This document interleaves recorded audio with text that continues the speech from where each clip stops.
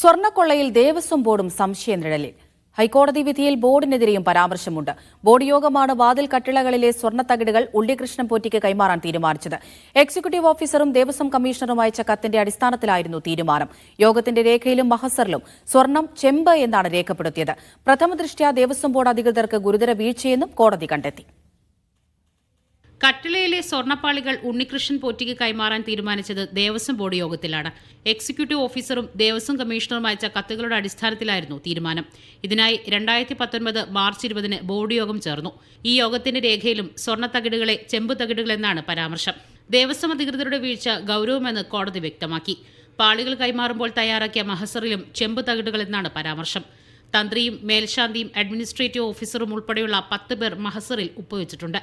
എന്നാൽ ബോർഡ് തീരുമാനമെടുത്തത് അഡ്മിനിസ്ട്രേറ്റീവ് ഓഫീസറുടെ റിപ്പോർട്ടിന്റെ അടിസ്ഥാനത്തിലാണെന്നാണ് ദേവസ്വം ബോർഡ് വിശദീകരണം. ഒരു സമഗ്രമായ അന്വേഷണം വേണമെന്ന് തന്നെയായിരുന്നു ദേവസ്വം ബോർഡിൻ്റെയും സർക്കാരിൻ്റെ നിലപാട്. അത് ആത്മവിശ്വാസത്തോടുകൂടി ഞങ്ങൾ ആവശ്യപ്പെട്ടത് ഞങ്ങൾക്കൊന്നും മറയ്ക്കാനും വിളിക്കാനും ഇല്ലാത്തതുകൊണ്ടാണ്. പുതിയ സ്പെഷ്യൽ ടീം വന്നിരിക്കുന്നു. നല്ല അന്വേഷണം നടക്കും. അതിൻ്റെ ഭാഗമായി എല്ലാ സത്യങ്ങളും പുറത്തു വരട്ടെ എന്നുള്ളതാണ് ഞങ്ങളുടെ നിലപാട്. മീഡിയ 1 കൊച്ചി.